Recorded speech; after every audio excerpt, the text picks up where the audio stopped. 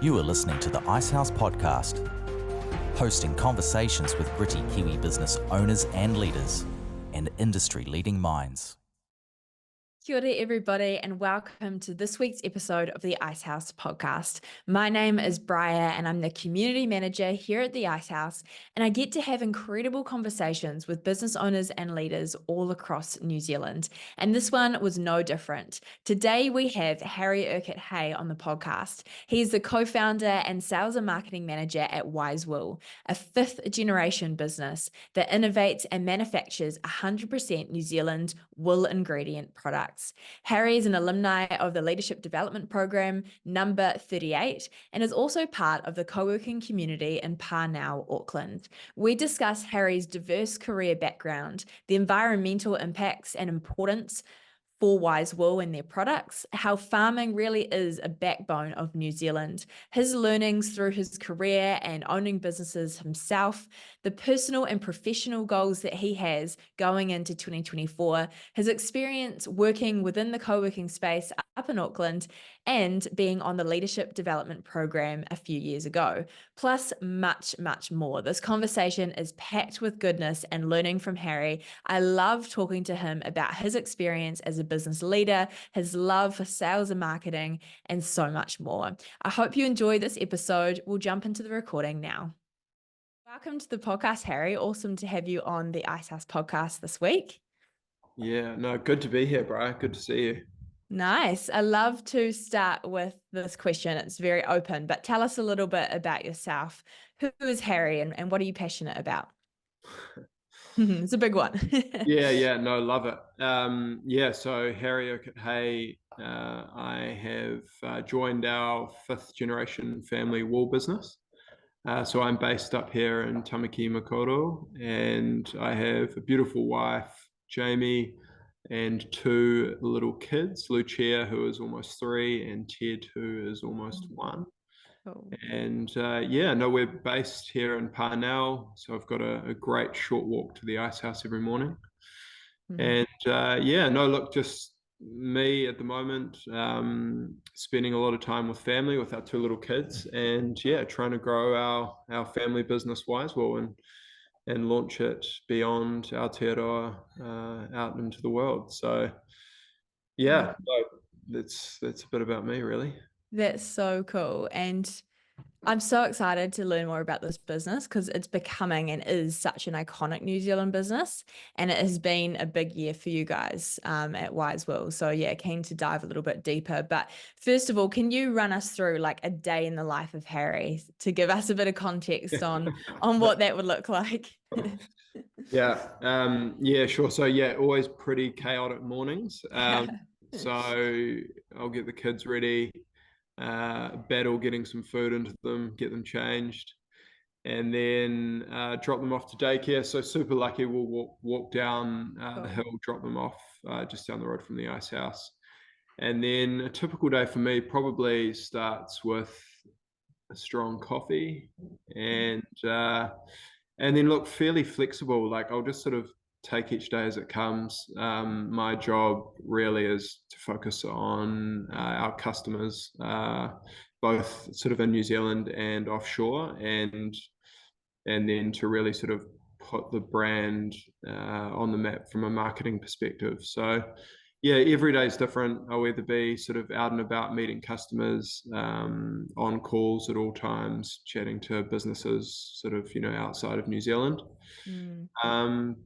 So sort of every day is varied. I'll try and pop home for lunch if I can. Just lucky it's just up the road. And Maple, our Bernese mountain dog, is with me every day. She's below me, just under my feet. So so I'll always sort of take her out for a walk and and sort of see where the day comes, and then try to get home relatively early as well. And just spend a bit more time with the family, really. So look, it's a really exciting time. Every day's different, and you never know what's going to happen. It's good fun. I love that. And I'm loving hearing the balance that you have or you try to gain in your life in terms of spending time with your family, living close by so that you can, drop the kids off at daycare and, just little things like that, go home for lunch. It really does, we only live one life, and it's cool to hear that you can try to make it work for you in terms of doing something you're really passionate about and the work that you do. But then also, have that time with your family. So thank you for sharing that. That's really cool. I want to talk a bit about that sense of purpose in life. What does that look like for you? When I say, what is your purpose? What does that bring up for you? Good question. I think ultimately what Angus and I and the family sort of set out to do is to make our family business last another 100 years. So Wow. to pass it on to the next generation. So I guess we're incredibly fortunate to sort of be growing the family business, but also to look at it with a real long-term lens and leave that. I don't know, it sounds a bit cliche, but sort of that sense of legacy is very important to sort of pass it on. And ultimately to do some good along the way. So, our main sort of goal for Wisewool with the family business is to pay farmers more for their wool. Cool. So I think, that's sort of a big part, is to sort of what sort of drives not only me, but the rest of the family in a day-to-day level, and in terms of hopefully making the family business a bit better than, when we sort of took it over, and Yeah. grow it for the next generation coming through. Yeah, that's so great to hear. And I want to dive into Wisewool, but before we do that, I'd love to talk a little bit about your personal career journey because it's so varied. Like when I looked into it, I loved it. I was like, there's agency work, there's your own business, there's, coffee, there's back into the wool industry, is family business. There's a lot there. How what does that look like for you? What's the journey been? And then how did it lead to Wisewool? It has been a fun, varied last sort of 10, what would it be now, 14 years post university. Cool. So was down in Dunedin, down in Otago, had a hell of a time down there, as Mhm. everyone does. And I sort of started studying law. That just wasn't meant to be. And so I ended up finishing down there with a PPE and sort of a Bachelor of Arts in Philosophy, Politics, Economics. Cool. So super varied, left university. No idea what I was up to. And so I bought a one-way ticket to the UK and did a lot of sort of solo travel on the way through Morocco and Europe, Wow. and wound up in London with absolutely no pennies to my name, like we all sort of do. And somehow, super lucky, landed on my feet. And thanks to the Kiwi community. So I was sort of tied in with Kia, and I met a lovely Yes. woman named Michelle Greenhall, who is based in London and at the time was working for Saatchi and Saatchi's. And fortunately, she sort of gave me my first leg up with a job in Right. advertising in London, which was epic. And met some wonderful people, worked on some really cool sort of international accounts. It was the time of the London Olympics. So Wow. Yeah. we had some big budgets and heaps of fun. Mm. And especially, going into an industry, I think it was a really good start because it was working for a big sort of corporate business. So there was a lot of structure. You understood sort of how business as usual, day to day sort of operations worked, but also there was a lot of creativity, particularly in that London office. And big budgets. So was really, really lucky to meet some incredibly talented people and work with some really sort of world-class winning teams. And then, post that, I sort of realized, it had done that for a few years and sort of thought, all right, keen to sort of give something of my own a crack, really. And that's when I met a lovely guy John Plummer, who had invested in an audio business in the UK called Orbit Sound. And fortunately, he gave me the opportunity to come back to Australasia and set the speaker business up down here. So yeah, had a wonderful 5 years growing that brand. We had a heap of fun from a marketing perspective, bringing on forward brand ambassadors Oh, and yeah, trying to put an unknown speaker business on the names on the map. So that was mainly sort of sound bars and portable speakers. yeah, And then yeah, we ended up moving back to London to help try to grow the business into Europe and sort of Asia and things, mainly Europe. And so that was really good working with markets, speaking different languages yeah, and heading back to London. And then and then Jamie and I, now my wife, we decided it was probably time to pull pin and come home. yeah, Yeah, and so yeah, cruise back to Auckland, and yeah, we've been back here now for 5 years. Sort of moved back, just sort of yeah, it was time for something new, and so I worked for a coffee business for a couple of years, which was really good fun, doing some rebranding work and for the new owners. And then yeah, at that point, my uncle Henry gave me a call and said, "All right, family business needs a bit of help." So that's when yeah, Angus, my cousin, and I said, "Yeah, we're on." So yeah, here yeah. we are today. Yeah, that's really cool. Was it a conversation? Like, did you give your cousin Angus a call and go, cool, like, are we doing this sort of thing? And because you mentioned at the start, like, how you both decided, let's make sure this family business is known for another 100 years, Was that a very purposeful decision there?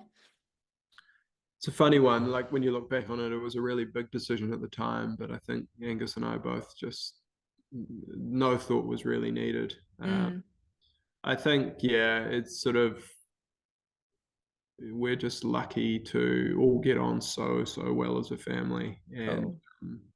and so it was just more than anything, it would be good fun. So Yeah. here we Yeah. are. Yeah, Yeah. for sure. Totally. And that's so common in family business too, right? It's like when family calls, it's time to go all in and to support. And so yeah, that's really cool to hear. Within the roles though, I'd be so interested to hear was, you're looking after the sales and the marketing, which is quite a big function. Was that a very like, okay, Angus, you're going to do this and I'll do this, and matching it with your skill sets? Was that a decision that you guys made, matching on your experience? How did that work? Yeah. It's funny how we're just, I guess, all four of us, Henry, Nikki, Angus, and I, all have different skill sets, and Yeah, cool. yeah, so it just sort of made a lot of sense to just sort of, in some ways, ring fence certain parts of the business for us each to focus on and just have the freedom to go after it. So, Yeah. yeah, I mean, my background is sales and marketing, so naturally I sort of took that role, and then Angus has been sort of done a lot of operational work, so it made a lot of sense, and he had a lot of desire to run the factory and the operations Mm, side of things for the business. And then yeah, Henry's amazing, a heap of experience in the wool industry and for managing all of the relationships with our large yeah. farming base. So that's where he spends his time. And then my auntie Nikki, yeah, that's a funny one. Nikki's the most incredible cook. Mm. And we never knew she would be such a talented seamstress and sewer and creative. And she's just so Cool. talented and works with wool every day. And so that's her sort of happy place, coming up with new concepts and ideas and Yeah. yeah, trying to replace synthetics in any way possible. Yeah, it's amazing. It's so cool. I want to go back, going a little bit off script, but keen to hear about your childhood. Did that have any, like, was that any farm based, anything to do with the industry that you guys are in now, or yeah, what did that look like? Yeah. So I grew up in Wellington, and Cool. so my mum is the oldest of three. So she grew up in Gisborne, so it's on my mum's side of the family. Oh, yeah. And yeah, so no, I grew up in Wellington, so I didn't grow up in Gizzy. However, we'd be in Gisborne, 4+ times a year. And Yeah. then every summer from the age of sort of 10, I'd be sent up to the wool sheds to go and help, pack bales, Yeah. move wool. And so I guess sort of, from a really early age, we were jumping around on wool bales as kids and Cool. holiday. And so that's probably where, you never realize it at the time, but it probably had a big impact on Yeah, things. for sure. Yeah. What does the New Zealand farming community mean to you now when you look at it as a whole? Yeah, I think to me, it's still very much like the backbone of Mm, New Zealand. I think to me, it's sort of it's unrealized the beauty, the opportunity, the power of a lot of these beautiful farms, particularly up and down the East Cape, and sort of like a lot of the time, it's a return back to, I don't know, just sort of New Zealand as I always pictured it growing up. yeah. And I think we're so lucky in New Zealand to have such an abundance of beautiful natural resource. And I think, I just see such a great opportunity to help our farmers, and put wool back on the map for them. Mm, And I mean, farmers, they're such epic people, yeah. just super honest, so hardworking. And it's just a great group of people. Mm, We're lucky there. yeah, so true. Yeah, so right. They are the backbones of New Zealand, Yeah, definitely. yeah. For sure. Absolutely, Jen's very cool. I want to talk about the environmental impact of Wisewool and how important that is. Um, yeah, what does that mean to you? Maybe for Wisewool, but also personally, and how does it impact the work that you guys do? Yeah. I mean, so um, I guess firstly, like, wool is an absolute miracle fiber. It's Yeah. fire retardant. It's antimicrobial. There's so many factors, could go on and on. And I think that product is a byproduct of sheep. It's grown naturally. So I guess, like, from a sustainable lens, we're lucky to be working with such a miracle fiber that is 100% natural, renewable, and biodegradable. And Mm, that's been forgotten. And so um, it's about making the most of that wool, and I guess the flow-on effect for that is then replacing as much sort of man-made synthetic fiber with a natural product. yeah. And I think we're probably quite blind to just how much synthetic material, particularly in upholstery, is out there, and how easy it is to substitute it back to a natural fiber. Mm, So it's sort of a lot of small, subtle changes which really add up in a big way. yeah. And so I think we can make a lot of change, quite quickly and easily here, with such a natural, brilliant product like wool. I think a lot of the work that farmers do on their properties is really not rewarded and not recognized. And I hope in the coming years we'll be able to really sort of wave a flag as to some of the wonderful, work on farm that's happening, from Mm, native planting and restoration work to just even highlighting the way our farmers look after their animals. I think that'll be a really sort of big part of what we're doing moving forward. Um, and and just sort of all the flow-on effects. I think to highlight throughout the supply chain, just the work that sort of what we can do across NZ from a manufacturing space, in mm, terms of the process is actually, it is rather sustainable and fairly not intensive of resources. So we're doing a lot of work there, just with our sort of LCA and just in the process of being B Corp certified. So there's a lot of sort of things I think we can do to help illustrate the sustainable nature of what we're doing and what our farmers are doing.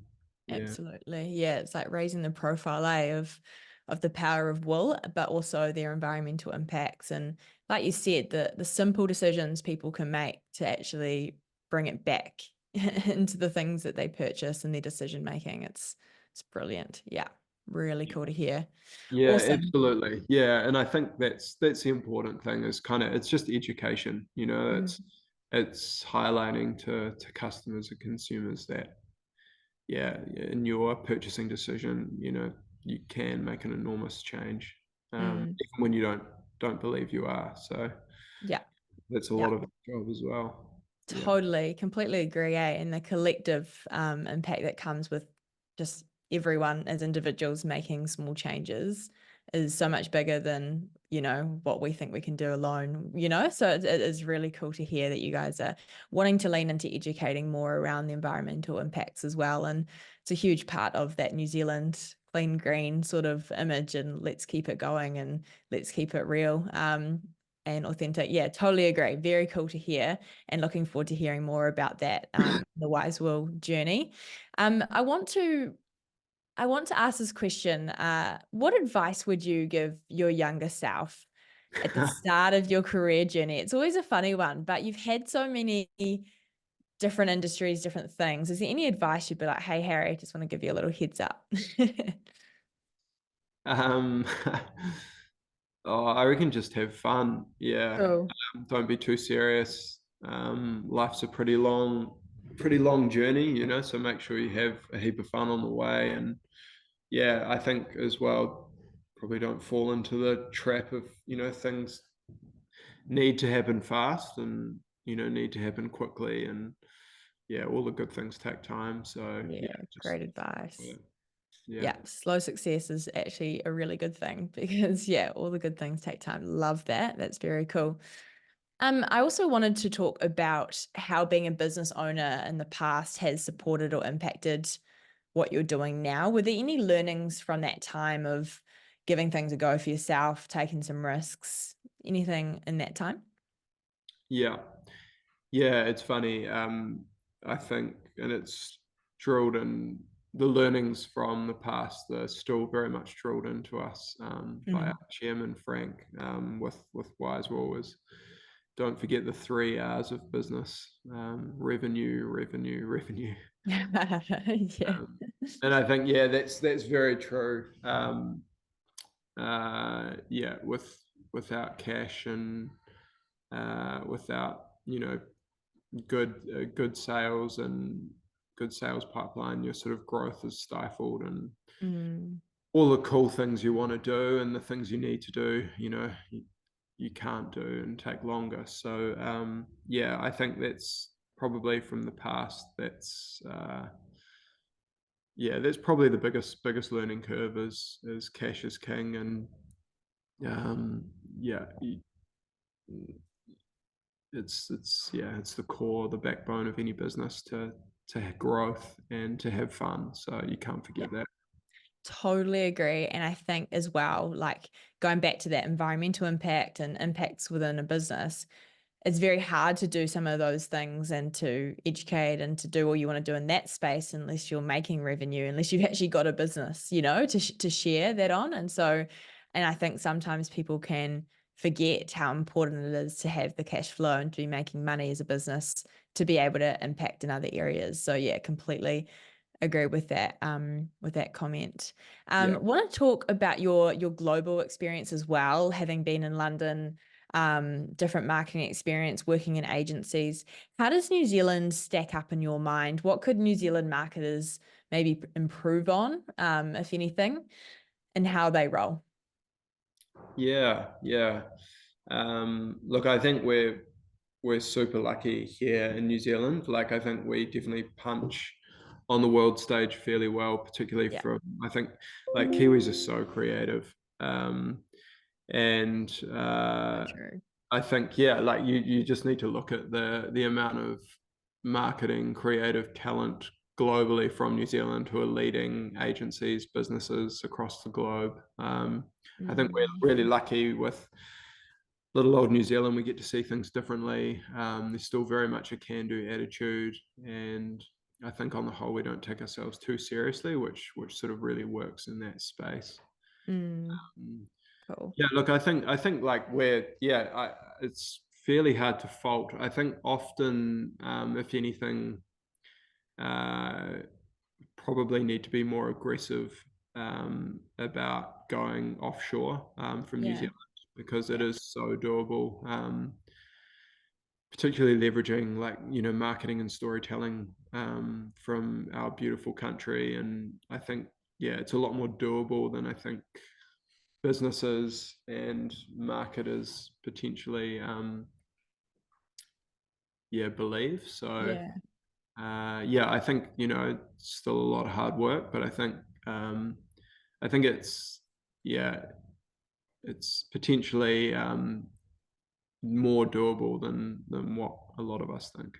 Yeah, that's really good advice and thought, because I do think sometimes we can hold back and think, oh, maybe too hard basket, but New Zealand has so much to offer to the world. So yeah, that's good to hear. And I want to touch on that point that you said around storytelling, because there's so many opportunities to tell New Zealand story, to tell a unique story, right? That is so different to the rest of the world. And in terms of storytelling, you guys had an amazing opportunity of being on Country Calendar, which is such an iconic New Zealand show, really recently this year. I want to hear the story around that. How did that come about? Did you reach out, or did they reach out? How did it start? Yeah, good question. Just trying to think back. We were on Country Calendar August this year, 2023. Yeah. And I think we started chatting to Country Calendar at least a year prior. Wow, quite a long lead in. Yeah. It's the most incredibly talented crew of people, producers, sound and cameramen, and I think we probably weren't ready when we first started chatting to them, and then sort of things, we got the factory and things started to move a bit quicker. But look, we were super lucky to be given that opportunity. I mean, Country Calendars, I'm pretty sure it's the most watched show in a weekday show in New Zealand. We were really lucky with our episode. I think it was something like 630,000 Kiwis tuned in to watch that episode. And you forget the power of something like that. It was really helpful for Wisewool, and just getting the message and the story out there. And subsequently we've met and connected with so many epic brands, businesses, and just people in the farming community as well, from that show. And it's also been a really powerful tool to use, kind of going back to the whole sort of New Zealand story, to leverage that 22-minute piece of videography to sort of showcase to the world. So we use that with a lot of kind of sales pitches, and of course, just sort of it's such an easy, if you can tell someone something that as soon as you give them a video like that, it's sort of open book. This is who we are, this is how we work. And so it's we're really, really lucky. And I can't thank the Country Calendar team enough. What a powerful tool, like you said, to have. What was your week like following the episode going live? Was it quite a crazy week, or was it a slow burn in terms of those connections coming your way? No, it's pretty chaotic. There's a business, actually, a wool business called Sustainagro, who's on this coming week. I'm not sure when this episode will go live, but what will it be? It'll be, I think, the 3rd of December. And she, Rita, the lovely owner of that business, we were chatting to her and giving her some advice, and it was it brought back some memories. I think we were up till sort of midnight that night, answering texts and calls and emails. Yeah. And yeah, it's pretty chaotic. It's pretty hard and fast though. Sort of, it's all over in a couple of days. Yeah. Yeah. But yeah, no, you definitely, yeah, no, you got to make the most of that time because yeah, it's such great exposure. Yeah, for sure. You'd have to leverage that in the sort of before the next episode goes live, right? So yeah, very, very cool to hear how that all worked for you guys. I want to change gears a bit to hear about your Icehouse experience. How did you first connect with the Icehouse or hear of the Icehouse? Yeah. The Icehouse has always sort of been around from memory. And my first proper experience was when, yeah, I kindly got put on the LDP, the Leadership Development Program, from a coffee business. Yes, yeah. Coffee business I talked about earlier, Foundation Coffee, kindly put me on the course, which was just brilliant. And that was really the first time I got to understand the Icehouse a bit more. Yeah. And then subsequently, with Wisewool, it just made a lot of sense to join the co-working space here in Auckland. And yeah, I mean, yeah, it's a pretty cool network. Thing I love is, or other than Maple, my dog being able to come in every day with me, is Yeah. it's just the different people who walk through the door every day. Such epic networking events, and yeah, it's just good energy here. So it's a fun place to come and work. Yeah, totally agree. Love working from that space in Parnell. It's so great and very inspiring to chat to the people that are also working there or coming in for the day or at an event. So yeah, cool to have you part of the community as well, Harry. Very, very cool. I know the team love that. Casting your mind back to when you were with Foundation Coffee and you did the program, were there any takeaways? I know that was a while ago, but was there any key takeaways that you implemented or that really shaped your career journey or next steps? Probably the biggest thing I remember is we did sort of like this. I can't remember the name of it, but sort of like a personality test where Yeah. you it sort of highlighted your strengths and weaknesses and where you like to spend time and energy. And I think that was pretty cool thing to go through. I looked at that the other day actually. It was yeah, it was just cool to sort of I think for all of us it made a lot of sense where to spend time and where your strengths are. And yeah, that was probably a highlight for me because I'd never really thought about things that way. Yeah. And just sort of how to spend time more effectively in places and areas which you enjoy doing.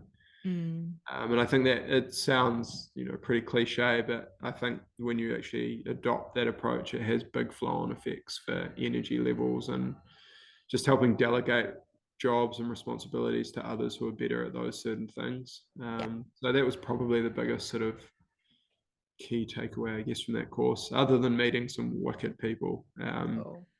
And there's a couple of people in particular I still keep in touch with from our leadership group.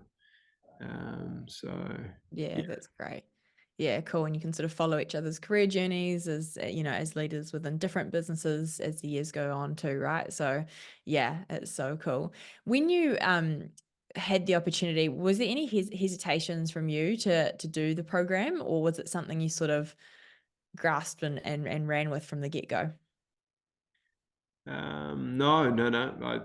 I'm just really lucky to be given the opportunity. Cool. So yeah, no, just dived into it. Yeah, no, only good times, and yeah, there's the resources and things you get given with that course, so it just made a lot of sense. So Yeah, very yeah. cool. Very cool. Looking to the future now, what's a personal and there may be professional goal that you're currently working towards that excites you? Good question. Personal. Personal goals probably at the moment just to try and stay fit and just spend time, doing extracurricular activities, spearfishing, surfing, running, just trying to find the time and space to do that stuff. Great. You somehow always get distracted, and something else pops up. So it's just trying to personally, to do a lot more of that as move into next year. And professionally,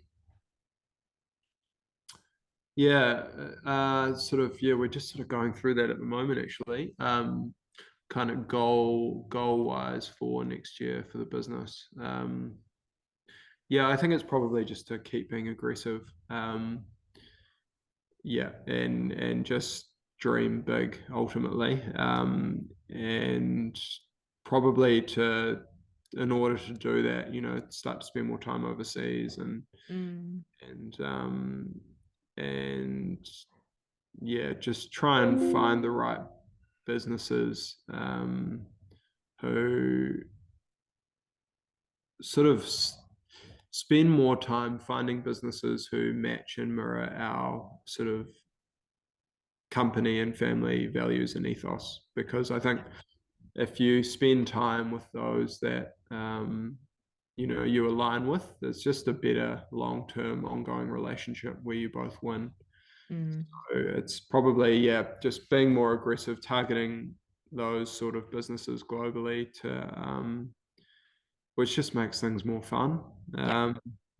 Just being selective and targeted and trying to dream big, I guess.